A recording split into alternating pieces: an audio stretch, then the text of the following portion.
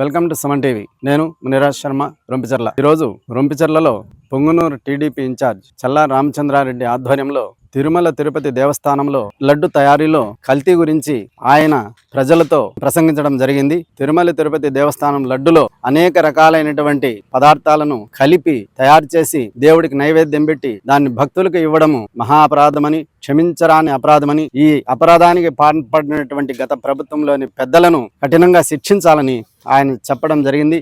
గత వైఎస్ఆర్ ప్రభుత్వము దేవస్థానమైన తిరుపతి తిరుమల వెంకటేశ్వర స్వామి సన్నిధిలో ఇటువంటి తప్పుడు కార్యక్రమాలు చేసి ప్రజలను మభ్యపెట్టి దేవుళ్ళను కూడా మోసం చేసే పరిస్థితికి గత వైఎస్ఆర్ ప్రభుత్వం చేసిందంటే ప్రజలు దీని అందరినీ గమనించినారు.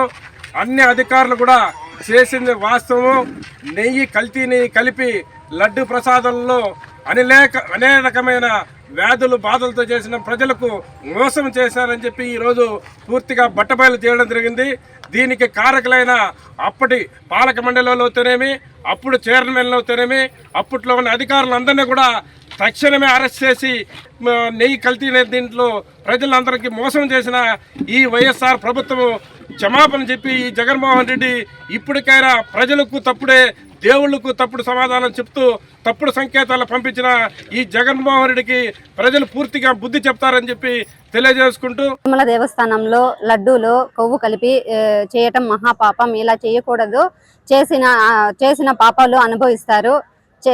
ఇలా చేయకూడదు. హిందువులు పవిత్రంగా చూసే లడ్డూలో కల్తీ చేసి హిందువుల మనోభావాలు దెబ్బతీసిన వైసీపీ ప్రభుత్వాన్ని శాశ్వతంగా తరం కొట్టాలని ప్రజలకు నేను కోరుకుంటాను. అతి పవిత్రమైన తిరుమల తిరుపతి దేవస్థానంలో జంతువుల కొవ్వుతో నెయ్యిని తయారు చేసి భక్తుల మనోభావాలను దెబ్బతీసి లడ్లూలు తయారు చేసిన ఈ వైఎస్ఆర్ గవర్నమెంట్ వాళ్ళు ఇది ఖచ్చితమని తేలింది. ప్రభుత్వంలో ఆఫీసర్లు ఇది నిగ్గు తేల్చినారు. ఇది కల్తీ నెయ్యితో తయారు చేసిన లడ్లు అని చెప్పని తేల్చడమైనది. ఇలాంటి వాళ్ళని శిక్షించాలని కోరుకుంటున్నాం. ప్రపంచంలోనే అత్యధికంగా ప్రార్థించే దేవాలయం మన తిరుమల తిరుపతి దేవస్థానం.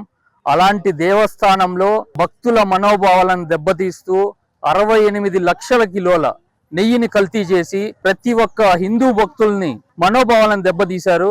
ఇలాంటి వైసీపీ ప్రభుత్వాన్ని ఈరోజు ఇచ్చిన నివేదిక చాలా బాధాకరం. ఇలాంటి ప్రభుత్వాన్ని జీవితంలో మొత్తం శాశ్వతంగా దాన్ని బ్యాన్ చేయాలి. దేవుడు ఎలాగో శిక్ష చేశాడు 11 సీట్లు ఇచ్చి. ఇంకా జన్మలో హిందువులుగా ఏ ఒక్క హిందువు వైసీపీ గవర్నమెంట్ ని రానికుండా చేయాలనేసి నేను మనస్ఫూర్తిగా కోరుకుంటున్నాను.